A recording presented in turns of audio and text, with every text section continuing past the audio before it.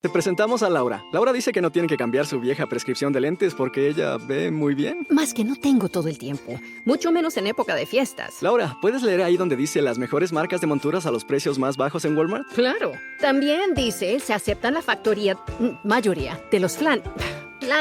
Se aceptan la mayoría de los planes. Como dice el dicho, no hay mejor tiempo como el presente. Ni mejores monturas. Bienvenido a un cuidado de visión más fácil. Bienvenido a tu Walmart. Se aplican restricciones. Visita walmart.com para más detalles. The holidays are a time to feel and create joy. And what could be more joyous than the look on her face as she unwraps a stunning new jewelry piece from Blue Nile? How about getting 50% off your purchase? Blue Nile offers premium quality, priced below traditional retail. Their online experts are available 24/7 to answer any questions and make sure you've picked the perfect gift. For a limited time, you can get 50% off at BlueNile.com. That's 50% off at BlueNile.com.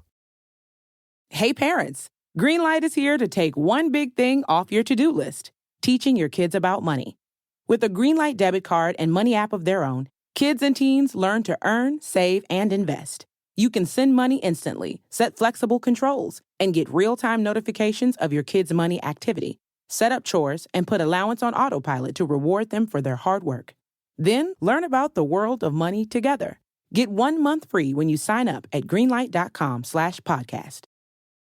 Looking for a fun way to win 25 times your money this football and basketball season? Test your skills on Prize Picks, the most exciting way to play daily fantasy sports. Just select 2 or more players, pick more or less on their projection for a wide variety of stats, and place your entry. It's as easy as that. If you have the skills, you can turn $10 into $250 with just a few taps. Easy gameplay, quick withdrawals, and injury insurance on your picks are what make Prize Picks the #1 daily fantasy sports app. Ready to test your skills? Join the Prize Picks community of more than 7 million players who have already signed up. Right now, Prize Picks will match your first deposit up to $100. Just visit prizepicks.com/play100 and use code PLAY100. That's code PLAY100 at prizepicks.com/play100 for a first deposit match up to $100. Prize Picks, daily fantasy sports made easy. Hello, this is international football commentator Derek Ray, and you're listening to the Ranks FC podcast.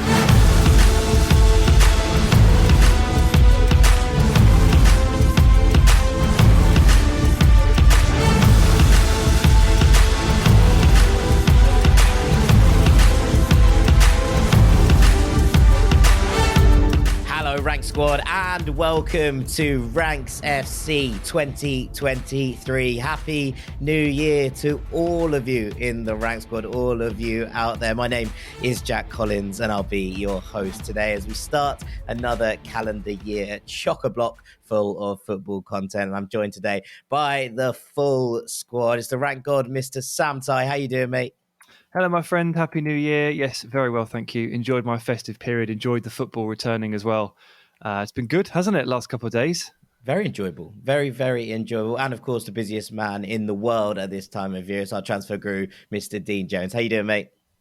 Hello, mate. Happy New Year. Yeah, not sure about busiest man in the world. I definitely am not the hardest grafter in the world. I would never claim that. But by my standards, I'm harder working than the rest of the year, maybe. Yeah, let's put it into some context in that sense. But yeah, it's been all right so far. The kids go back to school tomorrow, which will be a massive help in terms of actually working because they're massively distracting. Yeah, they take up a lot of time when they're not at school. So mostly I've been playing Hot Wheels today. So that's how busy I've been. But now I've got a few hours to work now, so it's all good. Yeah, an enjoyable time. Well, today we're going to be talking about the biggest deals struck so far. And it's a lot, actually, that has already happened. Everyone has moved quite quickly at the start of this transfer window. So there's lots to get through. But before we get onto that, and that as a main ranking, I think it feels only fair to start this podcast by talking about Enzo Fernandez, because it's not a deal that has been already struck, or at least not as we're recording this on Tuesday afternoon, but it does seem to be edging closer. And Dean, this looks like a blockbuster bit of business. Chelsea signing Enzo Fernandez for over £100 million. Mate, it's going to be one of the most expensive transfers ever done. Like, that's how significant this is. no, like as we're recording right now, this isn't official, but everything I'm being told is to expect that by the end of this week, it might well be. So that's why we're putting this at the top of the pod today, because this, when we're talking about big transfers that have happened so far, this one doesn't seem to be that far away. And that's a big turnaround from where we were a week or so ago, when it seemed like Benfica were going to hold firm. It seemed like they would want all of his release clause up front. That was everything we were hearing was going to be like that. Everything we were hearing was that Chelsea wouldn't meet that release clause. And things in the past, I'd say 48 hours or so, no, maybe a bit longer than that, because I guess it was starting at the weekend when the first murmurs were that actually there was a possibility of structuring this deal in a different way. And it might be that Chelsea even end up paying a little more than the release clause, to be honest, over a period of time. But ultimately, if this deal is struck, he will be Chelsea's most expensive signing of all time. And I think the fourth most expensive signing ever in football. We're looking at, well, it could be 130 million euros, the way it's being spoken about at the moment. So even if we get close to that, we're looking at something that is phenomenal. And this is obviously a player that's just been awarded the Best Young Player at the World Cup award. We all watched him there, and we were all impressed by him there. Certainly, we wouldn't have been seeing this deal happening at this price if the World Cup had not happened in the middle of the season. So that is one huge significance we've seen from having the Winter World Cup. We're seeing one of the biggest transfers ever. And I think let's assess this from a Chelsea point of view, because look, whenever Chelsea have thrown huge sums of money at a signing, it either hasn't worked out at all or has certainly taken time to work. I'd say the two biggest examples of complete flops are Romelu Lukaku and Fernando Torres. Different type of deals. One was 100 million, one was 50 million, but at different times, both huge sums of money. Torres, when he signed for Chelsea, it looked like an absolutely unbelievable signing. Nobody could believe they'd managed to get him out of Liverpool, and it was guaranteed goals. Didn't turn out that way. Lukaku didn't turn out that way. But they're both forwards, right? What really is interesting here is that Chelsea are paying this sum of money potentially for a central midfielder. Obviously, this goes hand in hand with the fear and the prospect of losing Jorginho and Kante over the next year. Also, you're probably paying a premium here to make sure he doesn't go and join a rival. Chelsea already struggling to keep up in the title race, struggling to make sure that they finish in the top four this season. They can't afford to fall any further away from those teams that they typically compete with. Look, for Benfica, this is a massive moment. I want you two to try and put up an argument for why he is worth this amount of money. The narrative around this is surely going to be, what? How much are they paying for a guy that was he 21? This is extraordinary. Most people have seen him play 7 times, me included, at the World Cup. Jack, you've definitely seen more of him at Benfica because you watch a lot of that league. Sam, you obviously do too. Maybe not so much as Jack, but you both have probably a better assessment of, 1, how he fits into the Premier League, 2, how he fits in at Chelsea, and 3, how this can become a good value deal. Can you do it? It's hard, isn't it?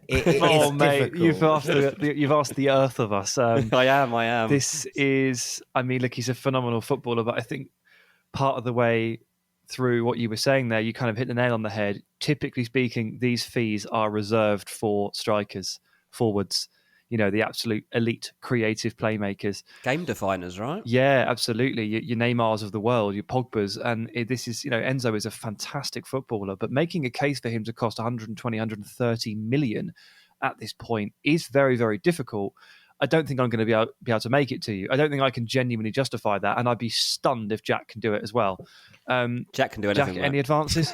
No, it's the old James Connolly quote, isn't it? Our demands most moderate are, we only want the earth, is what Dean's basically just asked of us. Look, I don't think any of this is to suggest that Enzo isn't a wonderful player, right? Yeah. We're talking about the player who's just gone and won the Best Young Player award at the World Cup, who was absolutely intrinsic to this Argentina side as they took the greatest prize in football, who's been one of Benfica's star performances as they topped their Champions League group, who has been a key man as Benfica have romped to a big lead in the title race in the Primera as well. So no one's sitting here and going, Enzo Fernandez isn't a good player. He definitely is. He's a very, very good player.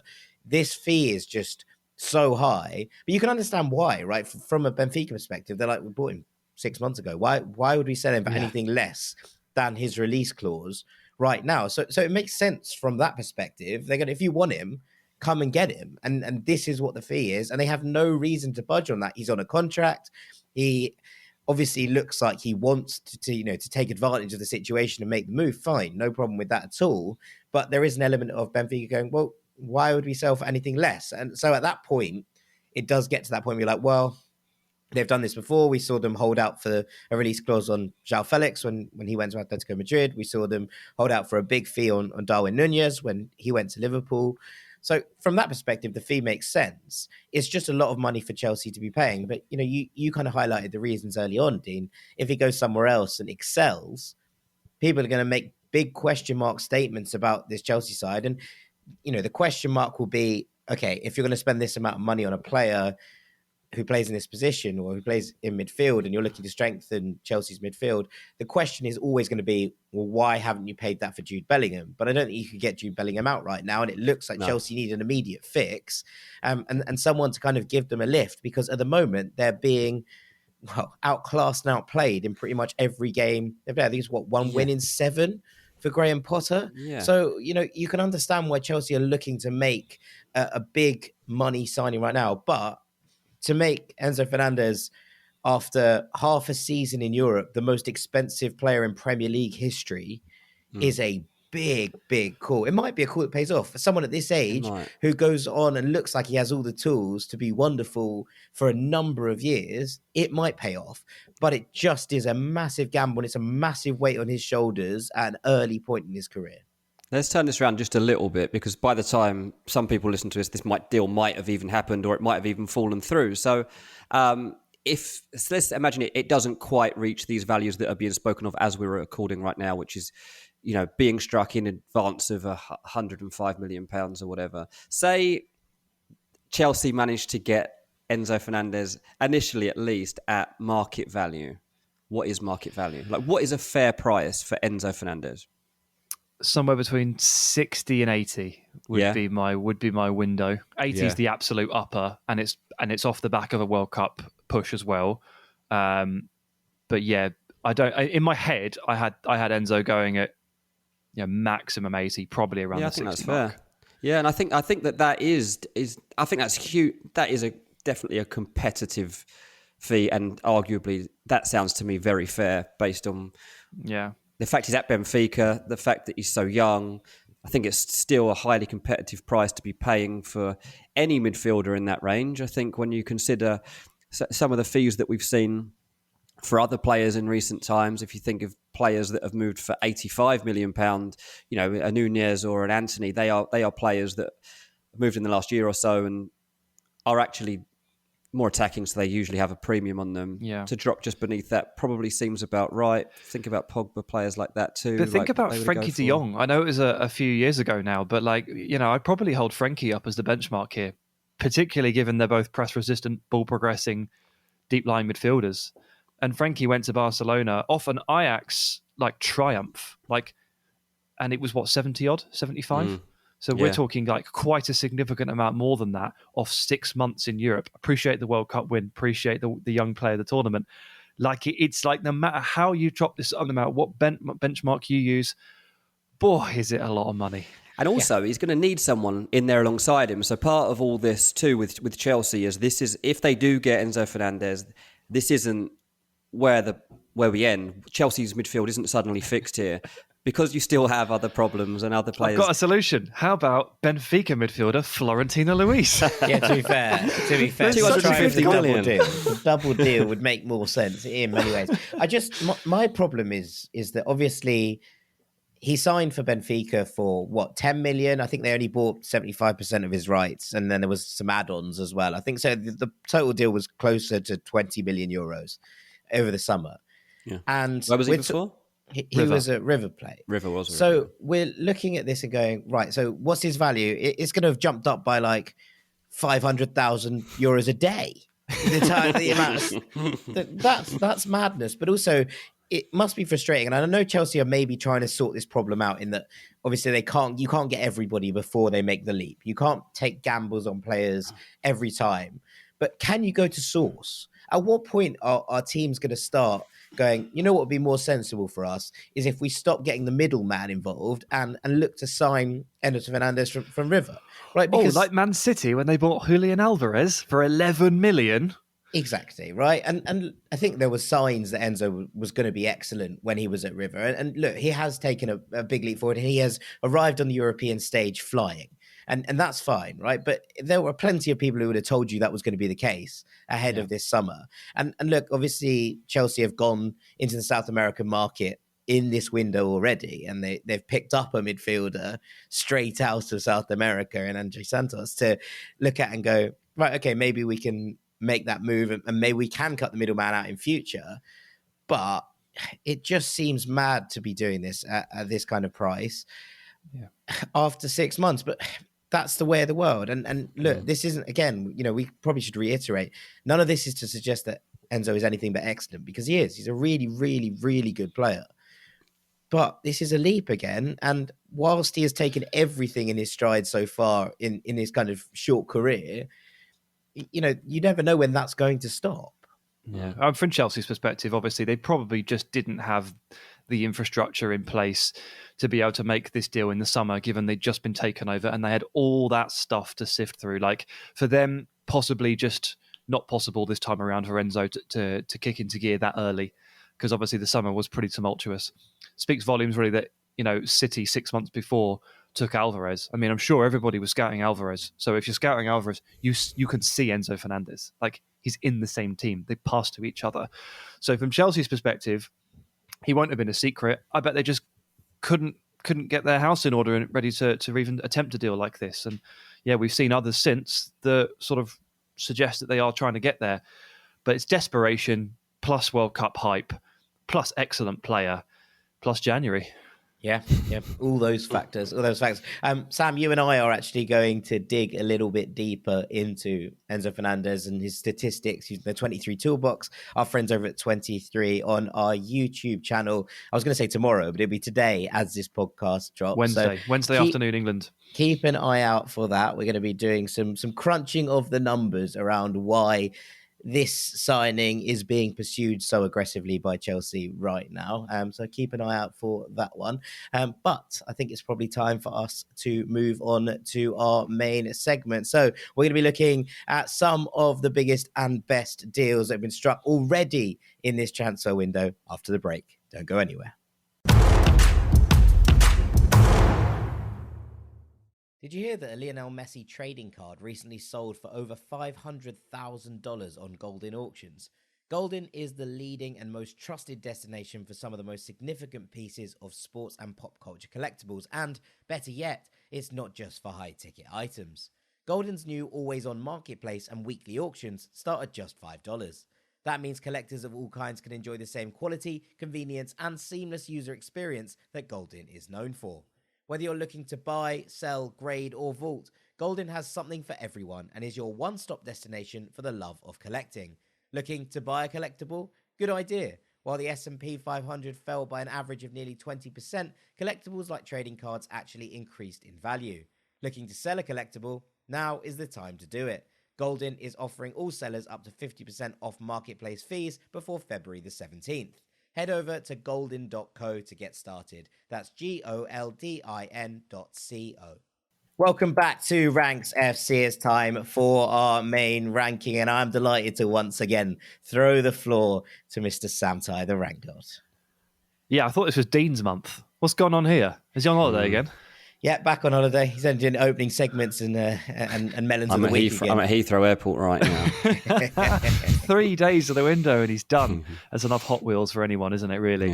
Yeah. Let's talk about some of the big deals already struck. I think you enter January, you want to talk about transfers. I know the listeners want to hear about transfers. Dean, you did a good job last week of setting the table on the big storylines over the course of the winter and, talking about guys like Mikhailo Mudryk and what might happen there. But we're going to flip the script a little bit and talk about deals that have quite literally already been rubber stamped. Like, fair play to these clubs. We're sat here on January the 3rd, and these guys have already got deals over the line. And some of them are for big, big money. It's very impressive. Like, you go out there, you find what you want and you nail it. You get it done. I always respect that. So let's take a look at the 5 biggest deals, typically by transfer fee, but there is one slightly different one. Maybe you can measure it by wages instead. We'll get to that in a moment. Don't know if you know who I'm talking about. No idea. And we'll start at number 5, and this one's actually snuck in on Tuesday morning, just in time. It's Max Wöber, who has joined Leeds United from RB Salzburg for about 10 million. By trade, he is a centre-back, left-footed centre-back, all the rage, but he's been playing left-back this season. And so, well, interesting to see what happens from here, because Jesse Marsch, former Salzburg manager, used him at centre-back. Since then, he's moved on and upward, and he's been playing on the left in Austria. So let's see what happens there. I suspect he's going to play left-back for Jesse Marsch, because quite often they just need someone, don't they? I mean, you often look at the team sheet for Leeds and you're like, right, who's at left back today? And that guy. Oh, okay. Oh, they're playing Pascal Struijk out of position. Oh, okay. Oh, they've got a youth academy player in this week because Junior Firpo can't stay fit and they just don't really have a solution. So Wöber's been playing half a season at left back. I'd imagine he's coming in at least initially to play left back for Leeds. So in terms of picking up a player in an area you need, big tick, well done. In terms of the player itself, 10 million is not very much money, is it, really? About the going rate for an all-right footballer. Yeah, right in my pocket, I'll be honest. Yeah, Jesse Marsch knows him very well, understands his game. Wöber understands the Red Bull system. He's joining a couple of other players that he'll know very well as well. On the other flank is Rasmus Christensen. Obviously, they played together at Salzburg. Christensen probably remembers him as a centre-back. Nowadays, he's running up and down the wing, linking in the wide areas, trying to play 1-2s. He's all right at it. But you can tell he's built like a centre-back. So I'm interested to see how this works. I think we're probably looking at one of those situations here where the back line tilts around. Wöber sort of sits inside as that quasi-third centre-back, and Rasmus Christensen flies forward, as he always does on the right-hand side. I think that's probably where these players feel most comfortable. I think that's probably what we're going to see. I think from Wöber, you can expect a guy playing at left-back who looks like a centre-back. He'll probably split time between the position depending on the phase. He's quite big. He's not that fast. He seems to get his head on a lot of the balls into the box, either box. Quite good at defending them, quite good reading of the game, quite good at attacking corners and quite good at getting his head on the end of those.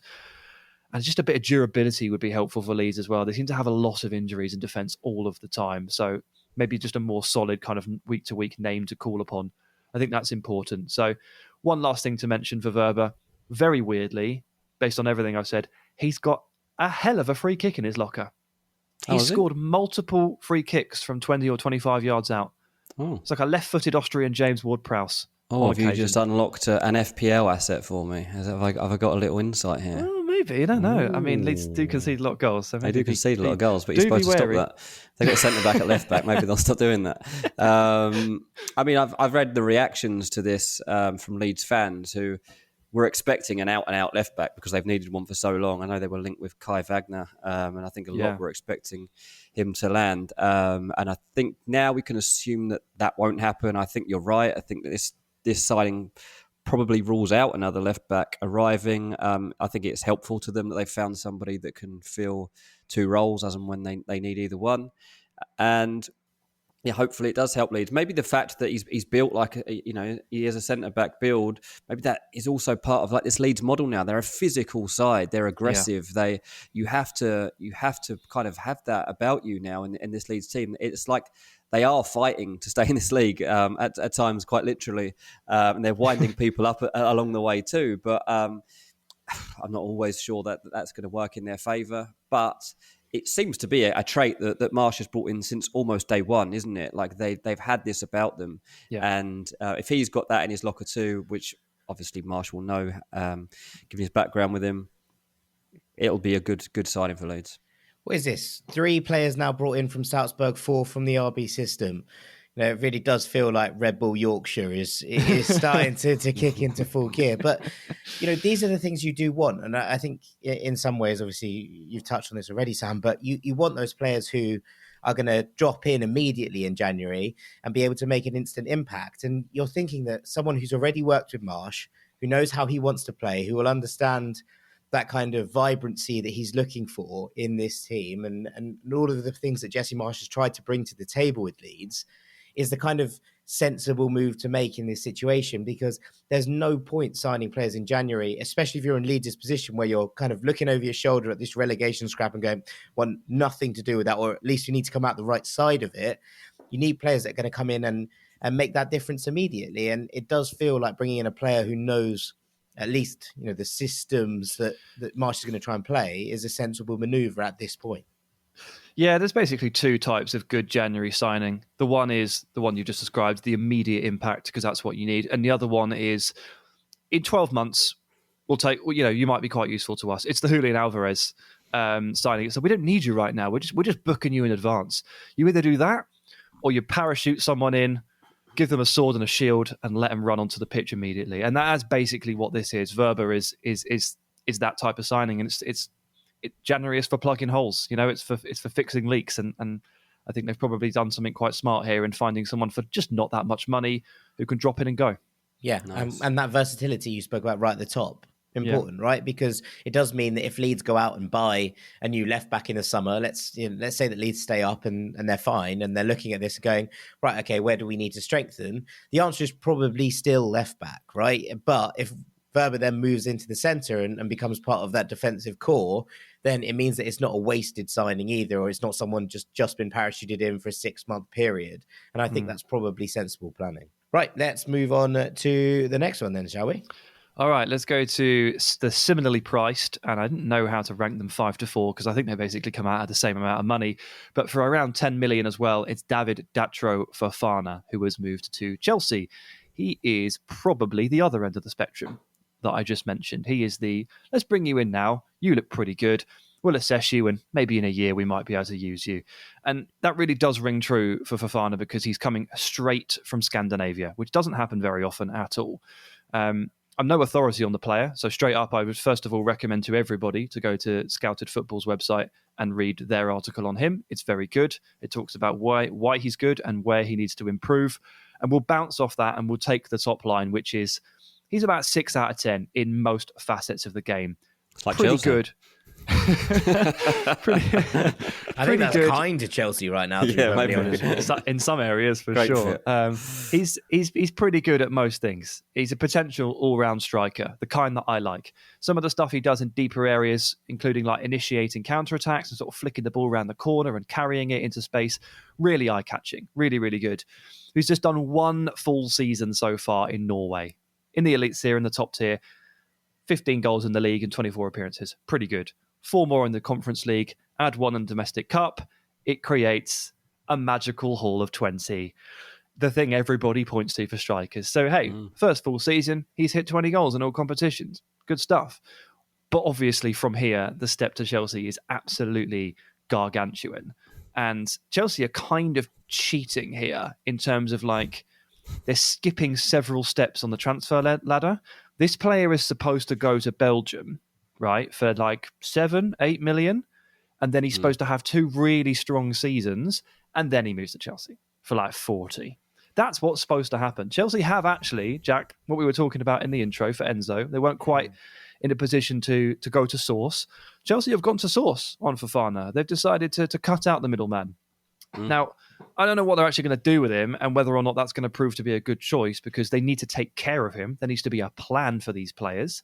And they've gone to source on a few others as well. Cesare Casadei, Carney Chukwuemeka, Fofana, Andre Santos. Like, they're really, really aggressively scooping up players in this age range. I hope they know what they're doing with them because it is a shame to see talent wasted. But they're spotting the young generation, the talent, and they're going out and they're grabbing it. And let's see what they can do with it. And Fofana, I think, they haven't announced what they're going to do with him. They literally have just said like, oh, he's signed and we'll figure it out later. There's no loan back planned. There's no other loan to a Belgium or a Belgian team. Yeah. I think he probably will. He probably will. I think their conundrum probably is, well, Brogier's out now. Yeah. Does he fill that gap? Can he fill that gap? I mean, Brogier was barely playing. Was seeing minutes here and there, but he have a couple of starts, I think. But could he fill that gap? I mean, he's at a similar-ish stage of his career in terms of age, but I think that's probably what they're trying to assess right now. Can he can he be useful, or does he need more development? And he goes out on loan at the end of the month. So I imagine, and from what I understand, that is exactly what they're doing right now. Yeah, just a month's worth of assessment. Yeah, I are you as good as Brozier or not? Well, yeah, it's a fair question. I mean, I've watched a little bit of him. I'll be honest with you, I don't watch the Elite Serie A, but Do you not? What? No, it's about the only league. Actually, does slightly surprise me. Yeah, but obviously he's been playing in the Conference League, so I've caught a bit of him there. I think it's been relatively all right. I think he's got 4 in 10 or something like that. But I was thinking about this, and the thing you got me thinking about was that record of how many he scored for Molde this season. I remember there was another striker once who scored a fair amount of goals in the season for Molde. For Molde, yeah. Yeah, I mean, if he's scoring at pretty much the exact same rate that Erling Haaland was scoring in 2017 and 2018 for Molde. So, if that's anything to go by, then Chelsea might have got themselves a gem. But no, I think you're pretty much right. He doesn't jump out. You go, oh, he's really good at one thing. I like the way he carries the ball. I think it's been impressive in those Europa League group stages or Conference League group stages. But generally, he just seems to be relatively good at everything. And that's a nice place to be as a young striker, because I think if you can improve a couple of those facets, then you've got someone who can build out a game. And I would be surprised if he went out on loan, just because of the amount of bodies that Chelsea need or feel like they need at the moment, just in terms of rounding out this squad. Their injuries, the things just aren't falling for them, and especially when the goals are not flowing, and they're very much not. Just to have a body to throw on and be like, right, here's a young striker. We've got, one of those, a goal from a young striker, even if it's an FA Cup game or if it's in a league game and they're already winning and it basically just finishes the job, they can give everyone a bit of a boost, because it just gives you that feeling that, okay, maybe there is some sort of plan for the future. And I just think that feel-good factor might be one of the things missing at Chelsea at the moment. Quite possibly, yeah. I guess we'll have to see. I mean, basically, he gets to go and train with, first and foremost, like a significantly better set of players. And, that adaptation period is always quite difficult, quite interesting. Yeah. See how he goes for a couple of weeks. But they still might try and get another forward, like that. This is the other thing. Like that would maybe change things, but it's going to be interesting to see how it kind of rolls on from here. Sam, who's next? Okay, at number 3, and we are really going at price order until we get to the end. And at the moment, it's Cody Gakpo, who has come out a little bit cheaper than we probably anticipated post World Cup. Looks like £37 million rising to potentially 40. I'm not saying it's cheap. I'm just saying that after excelling at the World Cup, it doesn't seem to be that much more expensive. It's not 120 million and the most expensive player in the Premier League, despite doing quite well in the World Cup. No, it's also really not very far away from the roughly £35 million fee that Southampton appeared to agree for this player in August. So World Cup tax works one way, but maybe not the other. Maybe you have to win the World Cup. I don't know. We'll see. That's not an exact science. But Cody Gakpo has joined Liverpool. Once again, they've struck very early, very decisively. Seems like they got this done on Christmas Day, which is very Scroogey, sensible. But fair enough. Everyone's off chatting to their families, having a good time, having a few sherries, and they've just rang up the PSV lads who are, a little bit worse for wear, perhaps, and they're like, "Hey, Annie and you know what? Go on, it's Christmas." Season of giving and all that. And PSV have given Cody Gakpo to Liverpool. They recreated the Van Dijk Christmas tree photo, which was awesome. Yeah. Let's hope for their sake that is a good omen. If this transfer goes anywhere near as well as Virgil van Dijk's did, then they're in for some good times. I think this is a fun deal in a couple of different ways. One, that he's just a really good player, and I'm really looking forward to seeing him play in the Premier League. He definitely solves a problem or two in the forward line, and due to injuries to Luis Diaz and Jota and a few others, and Firmino. But he also doesn't actually solve the very biggest problem Liverpool have, which is in central midfield. So it's an interesting one where the fans are like, yes, we got a good player, we got a good signing, brilliant, we spent some money. But also, can we also, that big gaping hole over there, any chance we could fill that as well? They're kind of torn between elation and genuine concern. And once again, we've just seen Liverpool play again, and the midfield is terrible. So short term, at least, I think Gakpo just kind of boosts everybody. I think he plays left wing to begin with. We know he's a great ball carrier. We know he's a great crosser. We know he is a phenomenal striker of the ball. He should be able to have a good immediate impact. And his crossing ability might just add a little something to Darwin's game as well. Might bring him to life even more. Long term, might end up moving centrally, maybe, as a roaming 10, drifting around, receiving, turning, combining. I mean, there's a chance Klopp sees a bit of Firmino in the early stages of Cody Gakpo here. Well, he's already had to come out to defend that, hasn't he? He's been like, this does not mean the end of Roberto Firmino. That's a big statement to be making straight away. But Firmino's contract is up in the summer. Like this, it might not be Gakpo's being the end of Firmino, but Firmino might be done in Liverpool now. That might be the case regardless. There's also a chance, there's a sneaky bit of me that thinks that Klopp might see a bit of the old Gini Wijnaldum number 10 in Cody Gakpo. There's also a chance that he sees none of this and he just thinks he's a left winger. So we'll see. But the good news is there's loads of options here. And there's loads of ways in which Cody Gakpo can work for Liverpool. And that's a good sign. Yeah, I agree. And I think that, obviously we discussed Cody Gakpo when he was linked quite heavily with Manchester United, Dean. And one of the things that we were concerned about was the fact that there didn't seem to be a natural spot for him on the left wing, considering how well Marcus Rashford is playing and the fact that the Jadon Sancho might end up being shifted out there to accommodate Antony's arrival. And then it was like, is he going to play as a centre forward? Because I still think that at this point in his career, now this might change, but at this point in his career, I think Cody Gakpo's best position is on the left wing. It seems to be the place where he can have the best effect. I wouldn't use the World Cup as a brilliant sample size because the Netherlands play quite a strange formation that allows their two strikers to sort of dip back and become 10s and drift. So I would say that right now, what we know from Cody Gakpo and watching him over the last couple of years is that off the left, he's incredibly effective. And that does seem right now to be a position where Liverpool need backup, especially with Luis Diaz injured. Where it leaves Liverpool when Diaz returns from injury, when Diogo Jota returns from injury, I think that there could be question marks over how all of these players fit in. But right now, I think this serves an immediate need. Yeah, and I mean, the left-sided players is something Man United definitely didn't need right now. So you're right. Certainly Liverpool need this more right now. I think the player himself was really keen on the Man United move. There is no doubt about that. I think perhaps what we've seen play out here is pretty typical of how these two clubs have been run in recent times, whereas Man United's taken age to get anything done, and we hear all the hype around the deal, we see the whole pursuit played out in front of us, and then usually about 18 months later, they either get him or they don't. And here, Liverpool have been linked with him for about 5 minutes and have got it done. Like, that is pretty much what they do too. You don't tend to hear the noise around it. So I think that this is very reflective of the time we live in with these two teams and the way that business is conducted. Ultimately, Liverpool got their offers both to the club and to the player in line very quickly. And because that was in place, Gakpo couldn't really wait around. And he was obviously more than happy to go to Liverpool, especially as he said himself, once he spoke to Van Dijk about it all too. It all made sense. He's joining a team that have in recent times been one of the best around. So it all fits. It also is a possibility. It helps get something out of Nunez in terms of he's obviously getting in the positions. I know I'm harder on him than most people, hence the Melon of the Year award.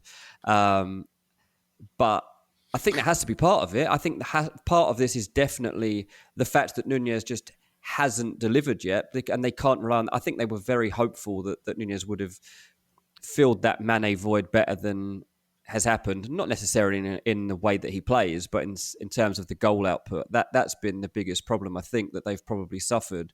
And so Gakpo needs to probably make up for that Mane void still. That still hasn't been solved, especially when Luis Diaz isn't around. So, it's a big hole in this team. It's a huge flaw in the side setup. I mean, Liverpool have got multiple problems right now. They are going to address the midfield issue in this transfer window. I'm told that they're on the lookout for something that can work, and we're expecting 2 midfielders to be signed in 2023. So we'll see what level of player they end up signing. But I think that Gakpo is just a sign of the intent, and it just shows that they can go and pull off big business very quickly. Well, on the midfield front, I really hope their ideas are better this time around than Arthur Melo. Because we knew that was going to be just awful, and it really has proven to be. So I hope for Liverpool's sake that they can do something about that. Yeah, you definitely did. You definitely did call that out. I remember. I mean, Moise Caicedo is one, obviously, that keeps getting linked. I mean, I would be very surprised if he left Brighton right now, but we have to wait and see. I refuse to rule anything out here with Liverpool. Like I can't. No matter, I'm told that like at the Liverpool end, they're really not giving the rumours any authority at all. And from the other end of things, they're saying the player's not for sale. So it seems like this is a no-go zone. But I'm just like, I'll wait and see. It does seem to be one. Just, you let Liverpool do their thing and then everyone goes, oh, that happened. That was cool. And it usually works out for them, to be perfectly honest. So here they go. Right, Sam, let's move on to the top two. All right, number 2, Matheus Cunha on loan to Wolves and I've seen mixed reports on this, but it looks like an obligation to purchase him at the end of the loan, i.e. in the summer. Yeah. And it's for 50 million euros. I think it starts at £37 million and rises to £43 million eventually, most likely, yeah. Okay, so very, very similar to the Cody Gakpo price there. Where, there's a big difference between these two players. Cody Gakpo is flavour of the month. He's had an amazing season. He's been to the World Cup. He's scored some goals. Matheus Cunha has barely played at all in the last, 4 years. It's a very strange thing to say, but it's kind of true. I started tracking his career through earlier just to make some notes on him, and I thought this would make a really good "Who am I?" quiz question. You know those that go around? Listen to this. Pretend you don't know this is Matheus Cunha.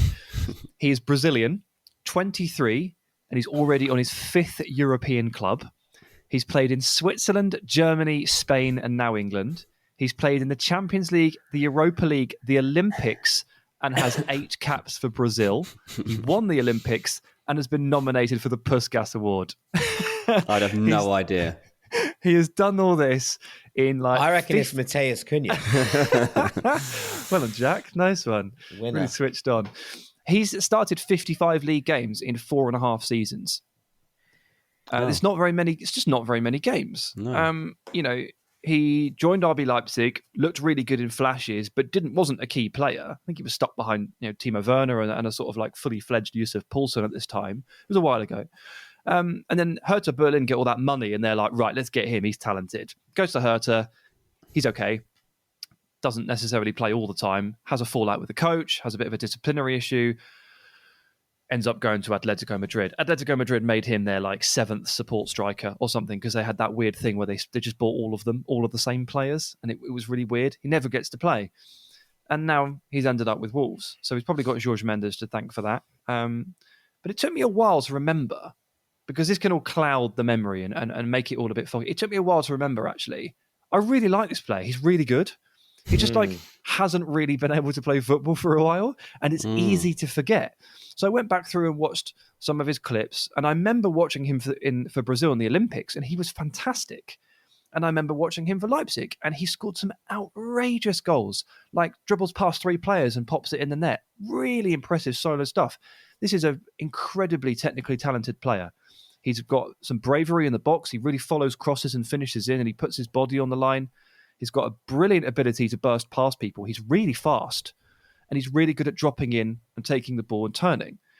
There's a lot here that I like about Matheus Cunha, and if he'd been in any sort of form whatsoever over the last 2 years, playing games and actually continually scoring, this kind of fee probably looks fair. It looks weird because he's such a part-time footballer, or has been, but actually I think deep down this is okay, because I think the talent level actually sort of justifies it, but it's on a case of you will have to prove this, not definitely is. Yeah, I'm worried about this move, not because I don't like him. I think he's a really good player.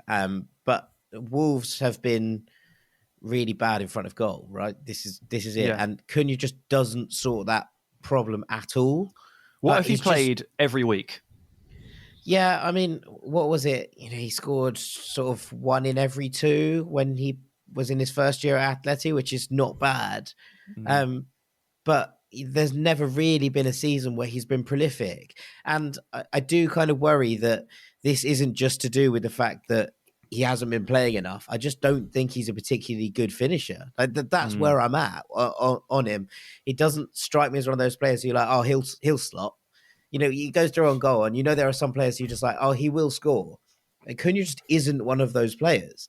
And I think that when you're getting to this point in your Wolves, I quite like this as a signing, but I still think they need a centre forward. And then I don't know where that leaves Cunha. Does it leave him in exactly the same position that he was in at Atleti? It becomes one of those players you're like, I don't really know what you are.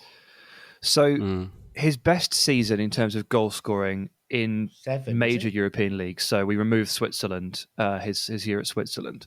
7 goals in 25 starts, so just over 2,000 minutes, 7 goals, 4 assists. It's not prolific by any stretch. You can't dress it up as anything. It's not awful. It's just not good.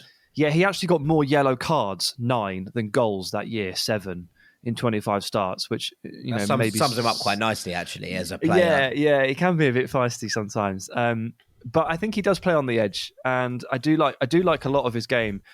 Obviously, to go from where he is right now over the last couple of years and the amount of football he's played and his bit part role at Atletico Madrid to a 37 to 44 million pound move, like it's a lot. But we're talking about a January window where Enzo Fernandez is moving for 105 million. So maybe we're through the looking glass on that one. But I do like the player. Obviously, it's a weird deal. It seems to work way too much for what he has achieved so far. But he's a good player, and he just needs a run. Look, he leaned on Diego Costa for advice on whether he should make this move, and Costa told him that it's a great place, like he's really enjoying himself there. So obviously, speaking to another Brazilian in the squad has probably helped convince him of this move. Probably helps too. I mean, there's like 10 Portuguese players in this squad, that helps make the adaptation a little easier. They now have a top-class coach in Lopetegui. Like that again helps convince you that this can make the change. And actually, when you look at the forwards within the squad, I mean, this is a team that is massively underperforming. Raul Jimenez, Podence, Hwang. They've got Kalajdzic, they've got Guedes, they've got Costa, they've got Adama Traore. There's a lot of players here who you've just named. Lots of players there that are take decent. Kalajdzic out of that. Take Raul Jimenez pre-injury out of that. They've got a lot of players here. Gonzalo Guedes jumped out at me immediately. I was like, oh, you do this as well. You completely and utterly underperform in front of goal on a regular basis. This is... Yeah, that's what worries me about this move. I'm so with Sam on. I like him. I really enjoy watching him. I think he's a fun player to watch. I just don't think he's what Wolves need. But maybe I'm wrong. Maybe they don't have that many options. I mean, when they struck this deal, they were bottom of the league. Like, beggars cannot be choosers to an extent. I know that Jorge Mendes helps, grease the wheels a little bit, but like, it's actually quite hard to buy prolific strikers when you're bottom. Taking a manager who took Sevilla into the relegation zone to get them out of a relegation scrap. Interesting. Focus on the bad bits, Jack. Yeah, you know me. There's only one thing in Seville worth talking about, and it does not play in white and red. Let's put it that way. Right, let's move on to our final one, shall we, Sam? All right. Well, it's top of the tree, but it was a free transfer. But I think we know why it's number one. It's the most notable deal that has been struck so far. And it's also probably the most costly just in terms of wage packets. It's Cristiano Ronaldo, who has moved to Al-Nassr in Saudi Arabia. Right. How do you want to address this, guys? I don't start with any good bits. Have you got any good bits? He got the 7 shirt. Yeah, but someone had to leave the club wasn't very happy with that, was he? To the terminated contract, apparently. Although I don't know if that's true or not. I saw something on Instagram that the incumbent 7 refused to switch numbers, so he now has to find a new. That is such club. A big flex. But I don't know. Yeah, like let's not give that any more credence in case it's not true. But he got the 7 shirt. He looked good in his photo, holding up the shirt, like nice haircut and stuff. Cristiano Jr. didn't look very happy, did he? Did you see the picture of him lurking in the background with his hood up, looking glum? That was an interesting one. Was not in his life plan. So, look, I've waded into this a little bit on Twitter, and it is one of the most toxic potential debates, around this sort of thing. But I think no matter your allegiance here, I think you can probably agree with me that this is not what Cristiano Ronaldo had in mind. He was upset with Manchester United for not playing him. He was upset about the fact that this club weren't in the Champions League. We've been led to believe and told over and over again throughout the years that he's obsessed with scoring goals at the top level, obsessed with playing at the top level, obsessed with building that Champions League goal tally. And he was also essentially suggesting that he was being disrespected by, the Manchester United manager because he wasn't playing him and he wasn't happy. So he did an interview with Piers Morgan, specifically said in the interview that he would not go to Saudi Arabia, and then got his contract terminated, had a bad World Cup, and then went to Saudi Arabia. Yeah. It's been a bad month. It's one of those really strange ones where, like, I think some of the grievances that Cristiano Ronaldo raised in his interview were probably legitimate. Now, not necessarily the ones about being disrespected by the manager. About Man United, though. But I think the ones about the ownership and about Manchester United as a whole were fairly cognizant points about how the club was being run, from the top level down. I think he had plenty of grievances there that have lots of credence about them, and that's fine. The problem with doing an interview like this, I think, is that you need to then go out and prove that you can do it on the pitch in order for someone to take a chance on you. Because much as it's one of those things, you look at it and you go, is that the kind of thing that I want in the dressing room? If you're another manager, let's just say, it didn't look like there were plenty of offers from Champions League level clubs, but I think there would have been interest from a number of Premier League clubs. I said it before that I thought that Cristiano Ronaldo would have been a really good answer for Wolves, and he would have fit there in terms of the system and would have helped the Wolves climb back up the table and moved into a position where he was scoring Premier League goals and still in contention probably for the national team, which he wants to kind of look at and see all those kind of elements, right? Fine.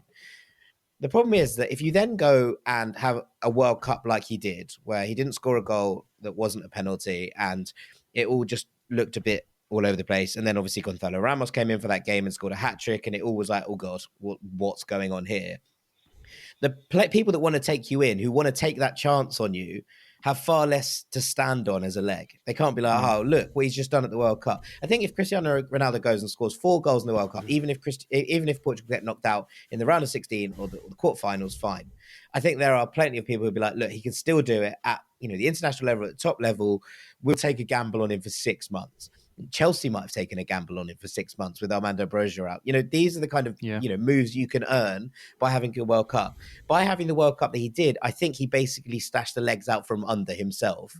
Yeah. And therefore the options were probably incredibly limited. The other thing is that he is of an age now where he is coming to the twilight of his career, and he's going to earn an absolute shed load of money. Now, whether you think that's necessary for him or not is a different question.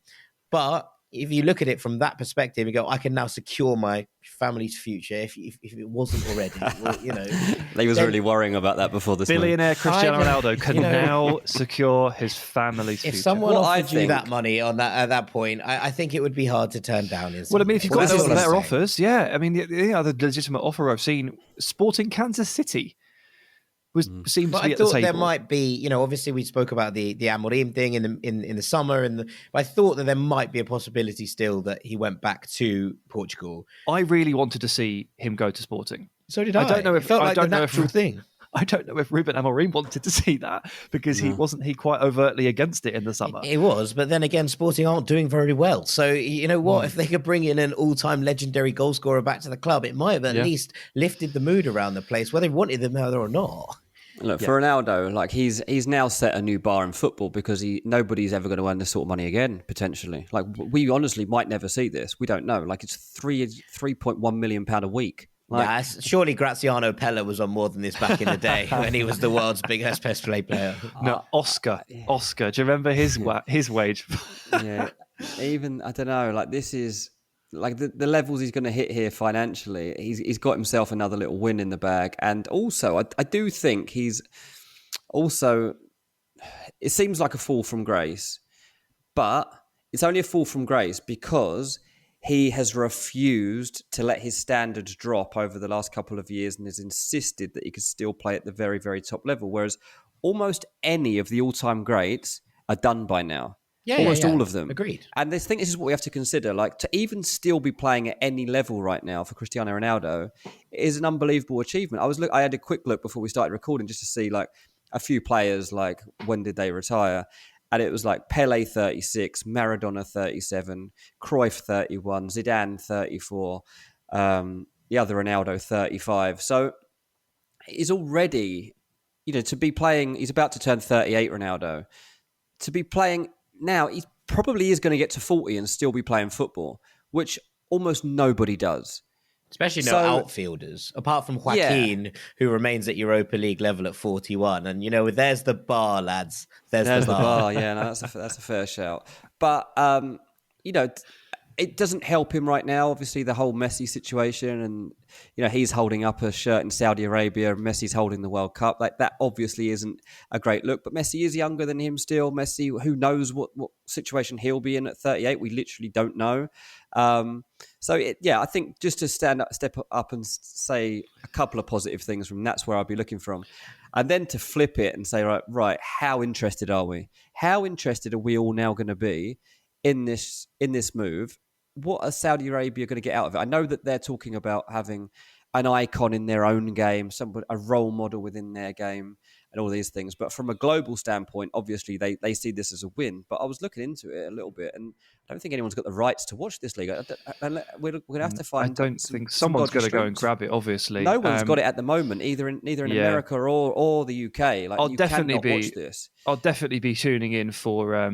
I want to see for sure when Al-Nassr play Al-Shabaab, because Al-Shabaab have Al-Tambakti, who was my favourite Saudi Arabian centre-back at the World Cup. What a performance he put in against Argentina and Messi. The Al-Tambakti-Ronaldo rivalry now is going to be one of the biggest rivalries in football. Shall we go? An interesting Shall we one. go? I mean, I've actually been watching a lot of Al-Nassr because obviously I'm a massive Vincent Aboubakar fan. They also have Pity Martinez. Do you remember him? He was around for a while. He was at Atlanta United for a bit. They've got Anderson Talisca, haven't they? Yeah, Luis Gustavo. There's some Gustavo. There's some players. David Ospina plays for them. But it's one of those, I watched I tried to watch a bit of the Saudi Arabian League before the World Cup because I was trying to work out the players when I was writing the Saudi Arabia preview article and video that we did. And so it's very difficult. Like, it's actually very difficult. Now, obviously, that was kind of trying to watch them retrospectively as opposed to live, so it's probably harder still. But it was genuinely quite hard. And being out of the limelight in that regard, it is going to be an interesting thing to witness. But, I mean, from the other perspective, yeah, exactly. But that's going to be hard to see, interesting to see how he responds to being out of the main lights in that matter. Yeah. But also, you do look at it from Saudi Arabian football perspective and think that that's got to be a good thing in terms of growing the game and building it up. And look, when lots of players went to MLS in sort of the mid 2000s, should we say, there was plenty of talk about it being retirement home, et cetera, et cetera, et cetera. And we've seen the growth of MLS from then and off the back of that into a genuinely excellent league that all three of us enjoy watching on a regular basis. And maybe this can be a catalyst for Saudi Arabian football in that regard. And if so, then it's going to be interesting to see it. Well, they'll hope it's that, and they hope it's a catalyst for a World Cup bid win as well, of course. It's going to be very interesting to see if that Saudi Arabia bid goes up against Spain and Portugal, and therefore where Cristiano Ronaldo lies if that happens. So there's one for the future. He'll have to read his contract to see what it says. Yes, absolutely. Okay, all right. On that bombshell, I think it's probably time to call this segment a day. After the break, we'll, of course, have Men of the Week and the Gibberish Rankings. Don't go anywhere.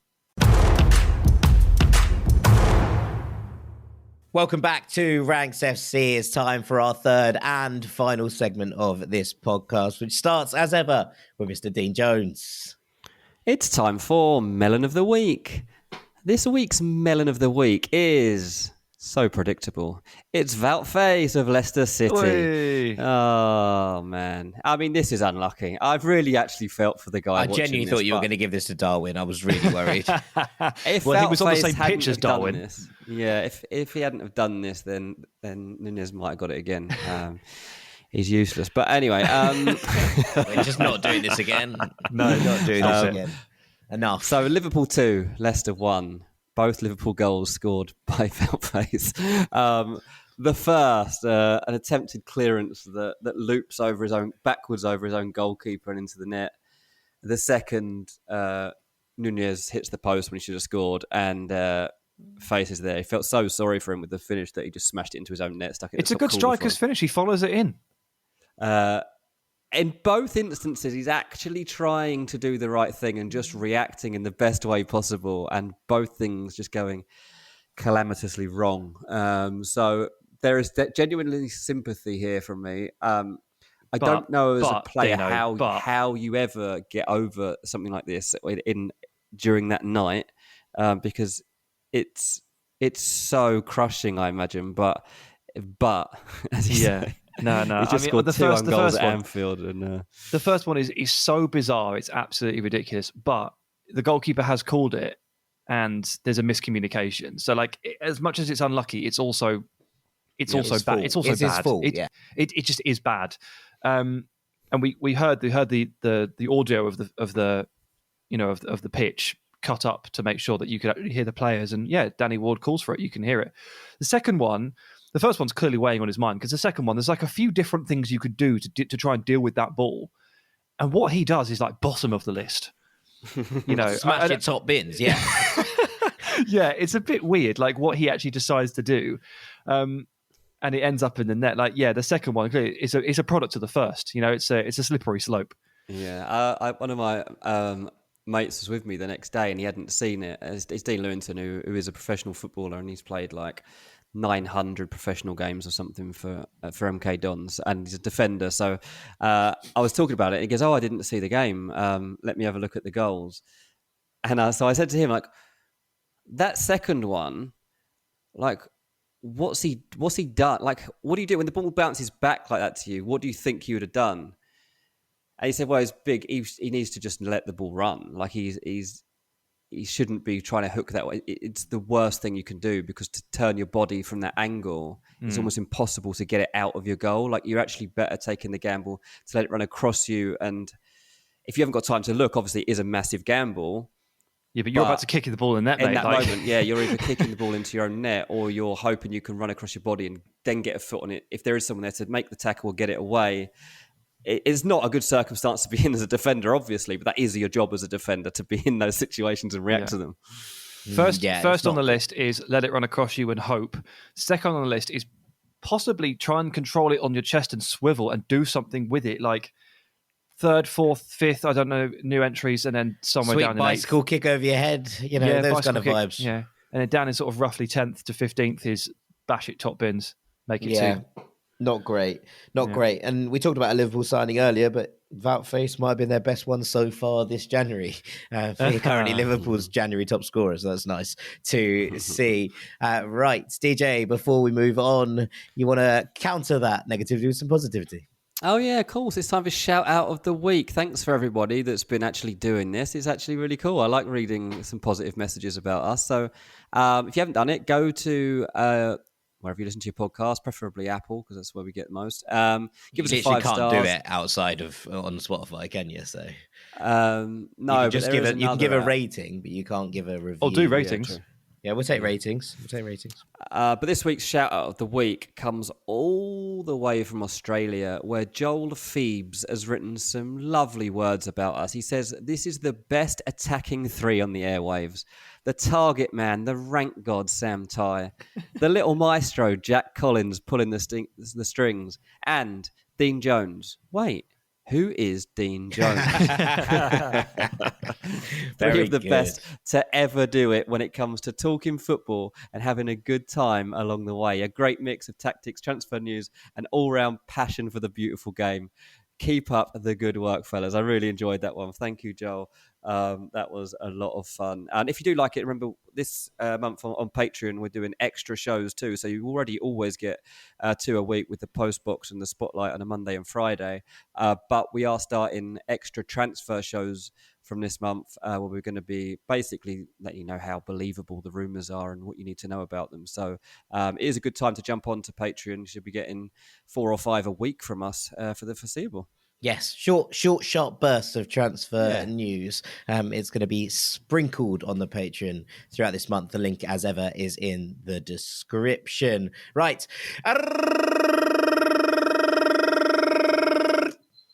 The gibberish siren. It's back to some sort of full capacity. Sam, over to you. Yeah, first gibberish of the year. And where's the natural place to start? Sam's New Year's resolutions. It's Sam's New Year's resolutions, absolutely. As you guys know, I like to set myself very achievable resolutions. I don't see the point in setting your stall out too far. I don't see the point in pushing the boat out. I don't see the point in aiming too high here, just in case you fall short. Really, the idea of a New Year's resolution is to make sure that you can absolutely, definitely achieve it. So bear that in mind as I list my top 3. Drink more Guinness a couple of years ago was amongst the favourites, and you did actually achieve that, so fair play to you. I've nailed it. And I've taken that forward as well. I've done that year on year. That's real success. Yeah. Anyway, this year, number 3. As you know, I've got my finger on the pulse and I'm up to date on all of the things that people are doing in the modern day. I've decided that 2023 is the time for me to finally get involved in Wordle. As I've never played it.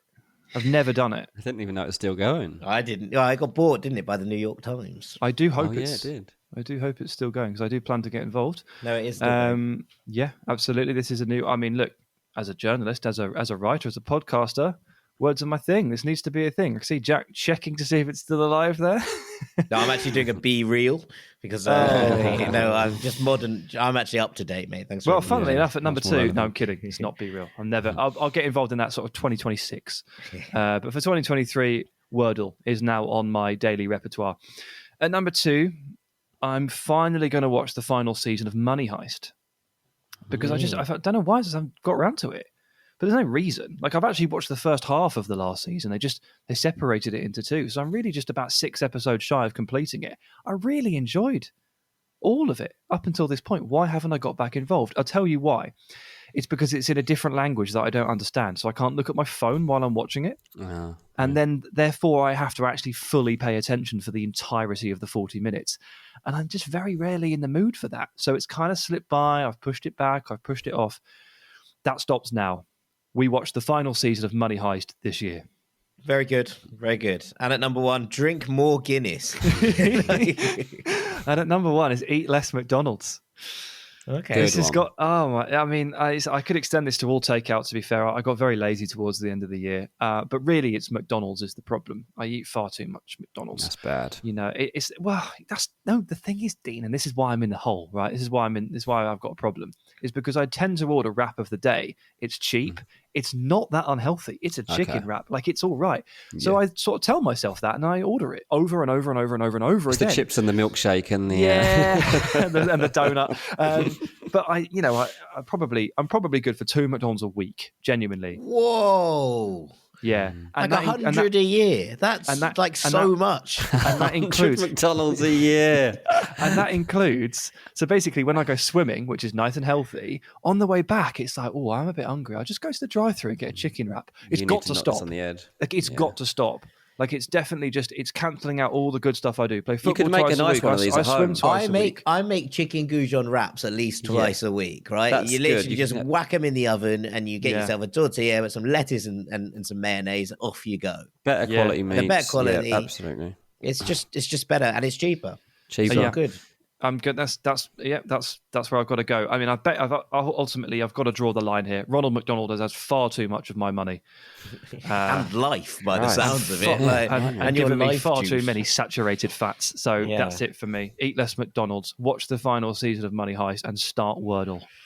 Right. Wow. I didn't. 100 McDonald's a year has really thrown me, mate. I'll be honest, that has absolutely thrown me into next week. I don't know what's going on anymore. And Sam had never thought of it in those terms. No, Look at his face. It's one every 3 days for an entire year. I mean, it's not one every 3 days. It's one every 3.5. Yeah, and he goes on holiday occasionally. Oh, I didn't have any when I was on holiday. Yeah, but he comes back and so he's like, oh, I've missed these. We'll have 3 or 4 the next week just to make up for it. This is the problem. That's how they get you. This is how they get you. Right. Very good. Very good. Anything from you, Dean? Any New Year's resolutions? I did actually. Do you know what I mean? The list the other day. What was it? Oh, I can't see it now. I did write some down, but I've forgotten what they were. So they're obviously not off to a good start. They've started well, have they? Yeah. I think it was like drink kombucha. No, you tried that. I can't find a single one I like. I like all of them. Oh, kombucha is going to be my thing if I can ever find anywhere else that sells it. There was basically a vegan. There was like a vegan market in Walton, and I'd had it in America before, and this girl was then just trying to sell it, and I was like, oh yeah, I'll support this. Like this is nice, and I bought a load of bottles of it. And it was really good, but I haven't seen her since. And the stuff in the shop that I've seen just doesn't look as good. So yeah, drink more kombucha if I can find it. It might be that I'm not on the premium scale that you're on. That might be my problem. Sounds expensive. Yeah. Sounds expensive. Probably because it is expensive. That's true. I can't get into a habit of that. I'd rather be in a McDonald's habit than buying bottles of that everywhere. It's about £4 a bottle. Wrap of the day, $1.99. No, not an advert. Not an advert. Are available. Yeah, exactly. Other chicken wraps are available. I'm going to knock 10 shots off my golf score. There you go. There's my New Year's resolution. So I'll be seeing less of you over the course of this year because I'm going to be on the range. You've got a lot of practice. Yeah, a lot of practice to be done. And on that bombshell, I think it's probably time for us to call it a day. All that's left for me to do is to say thank you very much for listening. Thank you so much to our rank god, Mr. Sam Tai. Cheers, mate. Thank you so much to our transfer guru, Mr. Dean Jones. Cheers, mate. I've been Jack Collins, Knave of Hearts. There are more articles going up in 2023. This is the Ranks FC New Year's resolution. The website is taking a turn for the more exciting. There's a couple of articles up there already that you can go and check out. If you go out to ranks.football in your web browser, Sam's written a lovely 3 things to think about. We've got the brilliant Owen Murray writing for us on there regularly as well. It's all going to be very exciting on the Ranks website. Even Dean and I might put some things together when we get a moment. It's going to be lots of fun. So do go and check that out if you're able. And we will see you next week, Rank Squad. Take it easy. Peace.